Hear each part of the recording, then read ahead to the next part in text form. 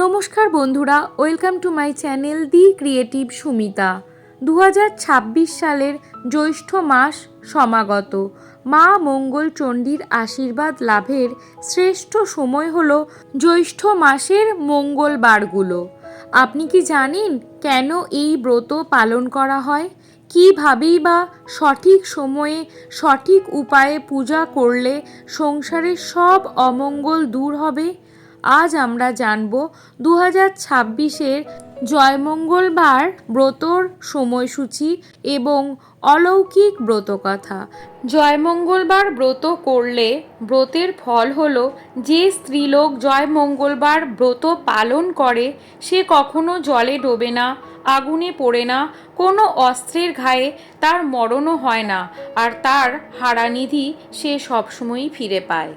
সাংসারিক মঙ্গল ও বিপদ থেকে রক্ষা পাওয়ার জন্য মা মঙ্গলচণ্ডীর উদ্দেশ্যে এই ব্রত রাখা হয়। কথিত আছে, নিষ্ঠাভাবে এই ব্রত পালন করলে মা মঙ্গলচণ্ডী ভক্তদের সমস্ত দুঃখ কষ্ট ও বাধা দূর করেন। আর ব্রত শেষে অবশ্যই ব্রতকথা পাঠ অথবা শ্রবণ করা উচিত। জয়মঙ্গলবার ব্রতকথা শোনার সময় 3 গাছা দূর্বা ও একটি করে ফুল হাতে নিয়ে ব্রতকথা শুনতে হয়, আর ব্রতকথা শেষ হলে তবেই জল খেতে হয়। মা মঙ্গলচণ্ডীর ধ্যান মন্ত্র: ওং জৈষা ললিত কান্তাক্ষা দেবী মঙ্গল চণ্ডিকা বরদা ভয় হস্তা চ সর্বকাম প্রদা স্মৃতা। মায়ের প্রণাম মন্ত্র: ওং সর্বমঙ্গল মঙ্গলে শিবে সর্বার্থ সাধিকে শরণ্যে ত্র্যম্বকের গৌরী নারায়ণী নমস্তুতে। মঙ্গল অর্থ শুভ এবং চণ্ডী অর্থাৎ দেবী দুর্গা, তাই মূলত দেবী দুর্গারই একটি কল্যাণময়ী ও মঙ্গলকারী রূপ হল মা মঙ্গলচণ্ডী। মা মঙ্গলচণ্ডীর প্রিয় ফুল হল লাল জবা, রক্তপদ্ম ও অন্যান্য যে কোনো লাল ফুল, আর ফলের মধ্যে তার প্রিয় ফল আম, কলা, জাম ইত্যাদি। এবার জানব জয় মঙ্গলবার এই বছর কোন কোন তারিখে পড়েছে। জ্যৈষ্ঠ মাসের অর্থাৎ 1433 বঙ্গাব্দের চৌঠা জ্যৈষ্ঠ 19শে মে মঙ্গলবার প্রথম জয়মঙ্গলবার পড়েছে। দ্বিতীয় জয়মঙ্গলবার পড়েছে 26শে মে 2026 সাল মঙ্গলবার 1433 বঙ্গাব্দের 11ই জ্যৈষ্ঠ। তৃতীয় জয়মঙ্গলবার হয়েছে 18ই জ্যৈষ্ঠ 1433 2রা জুন 2026 সালে মঙ্গলবার।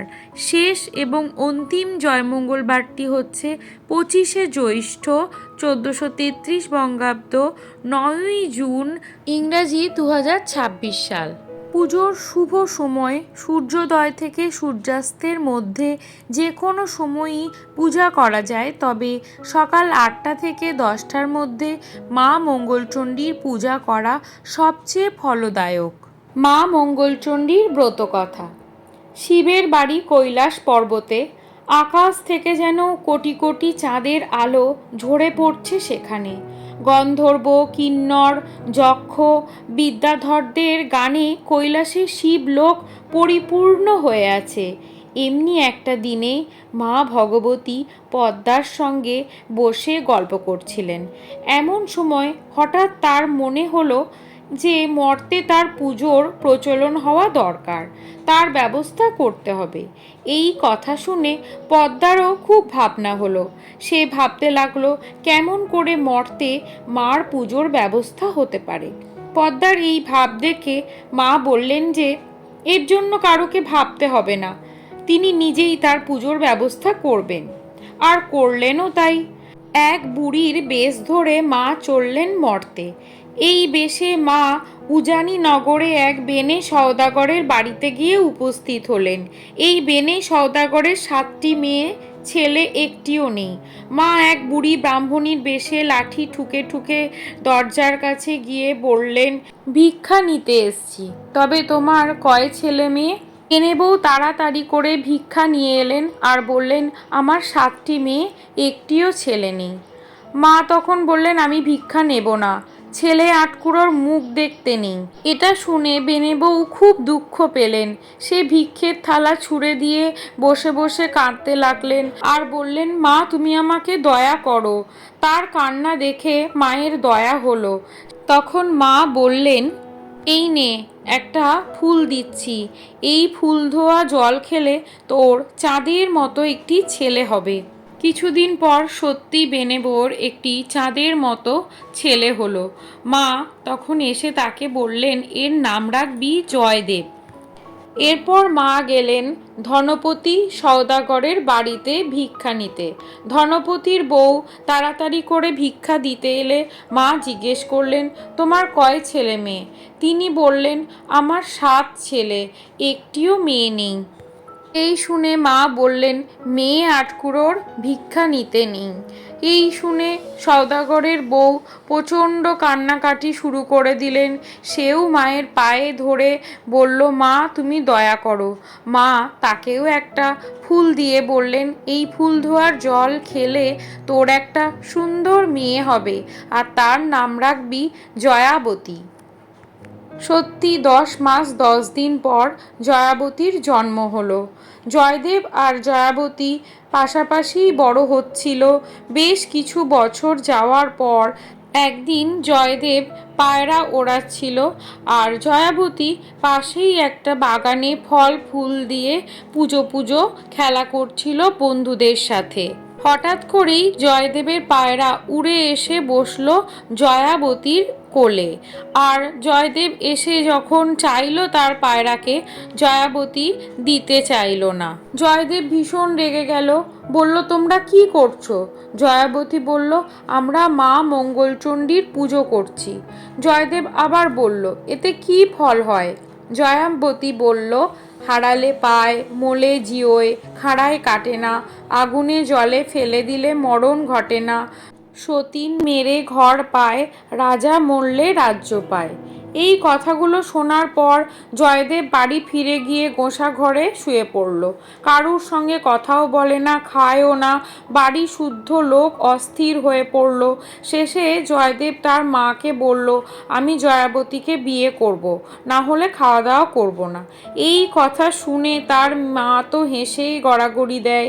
কিছুদিন পরেই বেনে সওদাগর জয়াবতীর বাবা ধনপতি সওদাগরের কাছে বিয়ের প্রস্তাব পাঠালো। ধনপতিও খুব খুশি বিয়ের প্রস্তাবে রাজি হয়ে গেল। জ্যৈষ্ঠ মাসের জয় মঙ্গলবারের ব্রতের দিন খুব ধুমধাম করে জয়াবতীর সঙ্গে জয়দেবের বিয়ে হয়ে গেল। বিয়ের দিন রাত্রিতে বাসর ঘরে জয়াবতী যখন আঁচল থেকে বাঁধা গদ বের করে খেলো, জয়দেব বলল, এ কি তুমি তুক করলে নাকি তাক করলে?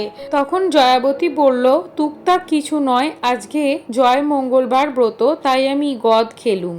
এর পরদিন জয়াবতীকে তার বাবা সোনার গহনায় মুড়িয়ে অনেক ধুমধাম করে বিদায় দিল। খানিক দূর যাওয়ার পর জয়দেব বলল, এখানে ভীষণ চোরের ভয়, ডাকাত পড়তে পারে, তাই তুমি সোনার গহনা যা আছে পুটুলিতে বেঁধে আমাকে দাও। জয়াবতী তার কথা শুনে সেটাই করল আর জয়দেব সেই পুটুলি নিয়ে জলে ফেলে দিল। আর তখনই মা মঙ্গলচণ্ডীর আসন টলে উঠল তার ভক্তকে রক্ষা করার জন্য। এদিকে বেনে সওদাগরের বউ যখন বৌমাকে বরণ করতে এলো, দেখলো বৌমার গলায় কোনো আভরণ নেই। তিনি নিজের গহনা দিয়ে বৌমাকে সাজিয়ে ঘরে তুললেন।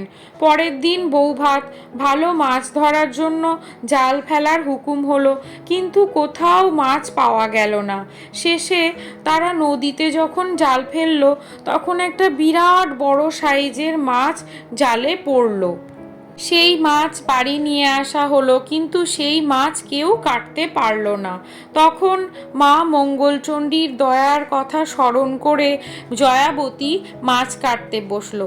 মা মঙ্গলচণ্ডীকে স্মরণ করার সাথে সাথেই মাছ কেটে টুকরো টুকরো হয়ে গেল আর তার সেই সোনার পুটুলিও সে পেয়ে গেল, কারণ সেই সোনার পুটুলি এই মাছের পেটেই ছিল মায়ের দয়ায়। সে তখন পুটুলি থেকে সোনার সমস্ত আভরণ গহনা ভালো করে ধুয়ে নিয়ে পরে বেরিয়ে এলো। সকলে তো হাঁ হয়ে গেল এত সমস্ত গহনা দেখে। জয়দেবও ভাবলো সত্যি তো হারালে পায়। এবার বৌভাতের রান্নার সময় এসে গেছে। জয়দেব বলল এই রান্না কেউ করবে না, সব রান্না করবে জয়াবতী। 1700 বেনের সেদিন নিমন্ত্রণ, এত লোকের রান্না এইটুকু মেয়ে কিভাবে করবে। যখনই সবাই বলে উঠল জয়দেবের এক কথা যে জয়াবতী এটা করবে। জয়াবতী মা মঙ্গলচণ্ডীকে স্মরণ করলো। মা মঙ্গলচণ্ডী বললেন ভয় কি, তুমি বলো 17টি হাঁড়ি চাই, 17টি সরা চাই আর 17 গোছা বেরি চাই। মায়ের কথা মতো জয়াবতী গিয়ে শ্বশুরকে এই জিনিস চাইলেন এবং শ্বশুরমশাই তক্ষুনি সব আনিয়ে দিলেন। মা মঙ্গলচণ্ডীকে স্মরণ করে জয়াবতী দরজা বন্ধ করে দিল। সমস্ত রান্না এক নিমেষেই মা মঙ্গলচণ্ডী করে দিলেন আর তার গায়ে হাতে একটু হলুদ লাগিয়ে দিলেন যাতে মনে হয় সব রান্না জয়াবতীই করেছে। সেই রান্না সকলকে পরিবেশন করা হলো। সকলে খেয়ে ধন্য ধন্য করলো। এত সুন্দর রান্না, অমৃত সমান। জয়াবতীর বিয়ের 5-6 বছর পর সে গর্ভবতী হলো। খুব ঘটা করে বেনে বউ সাধ দিল। 10 মাস 10 দিন পর জয়াবতীর একটি ছেলে হলো। ছেলেকে রেখে জয়াবতী স্নান করতে গেছে। এই সুযোগে একদিন ছেলেকে টুকরো টুকরো করে কেটে মাটির হাঁড়িতে ভরে জলে ভাসিয়ে দিল। আর মা মঙ্গলচণ্ডী সব জানতে পেরে জয়াবতী যখন স্নান করে উঠে আসছে তার হাতে জীবন্ত ছেলেকে তুলে দিল আর বলল ছেলেকে একটু চোখে চোখে রাখবি মা। আর একদিন জয়াবতী কাজ করছে, ছেলেকে একা পেয়ে জয়দেব তাকে নিয়ে গিয়ে কুমোরের পোনের মধ্যে রেখে দিয়ে এলো যাতে আগুন লাগার সাথে সাথে সে আগুন পুড়ে মারা যায়। কিন্তু আগুন ধরাতে গিয়ে কিছুতেই কুমোররা মা মঙ্গলচণ্ডীর দয়ার কারণে আগুন লাগাতে পারল না। তখন কৈলাস থেকে মা এসে জয়াবতীর ছেলেকে কোলে করে তুলে নিয়ে এলো কুমোরের পোন থেকে আর এসে জয়াবতীর কোলে দিয়ে বলল ছেলেকে একটু সাবধানে রাখিস। তারপর জয়দেব এসে যখন দেখলো ছেলে খেলা করছে তার রাগের আর অন্ত রইল না। ছেলেকে কাটারি দিয়ে সে কাটতে গেল। কাটারির কোপও ছোট্ট ছেলের কোনো ক্ষতি করতে পারল না। জয়াবতী তাড়াতাড়ি ছুটে এসে বলল 3-3বার তুমি মেরেও শান্তি পেলে না ওইটুকু বাচ্চাকে, এখনও তোমার মা মঙ্গলচণ্ডীর ওপর বিশ্বাস হলো না? ধরা পড়ে গিয়ে জয়দেব লজ্জিত হলো এবং বলল হ্যাঁ এখন আমার বিশ্বাস হয়েছে। এরপর জয়াবতীকে নিয়ে জয়দেব সুখে আনন্দে ঘর সংসার করতে লাগলো। তাদের আরও বেশ কিছু ছেলে মেয়ে হলো। জয়াবতী আর জয়দেব তাদের ছেলে মেয়েদের কাছে মা মঙ্গলচণ্ডীর ব্রত কথা প্রচার করলো আর ছেলে মেয়েদেরকেও মা মঙ্গলচণ্ডীর কথা প্রচার করে যেতে বলল। তারপর এক শুভ দিনে স্বয়ং ভগবান পুষ্পক রথ পাঠিয়ে দিলেন। জয়দেব ও জয়াবতী জীবন্ত অবস্থায় সেই রথে চড়ে স্বর্গে চলে গেল। সকলে তাদের এই অবস্থা দেখে খুব ধন্য ধন্য করতে লাগলো। সেই থেকে জয় মঙ্গলবারের ব্রতকথা পৃথিবীময় ছড়িয়ে পড়ল। দয়াময়ী মা মঙ্গলচণ্ডীর ব্রতকথা সমাপ্ত হলো।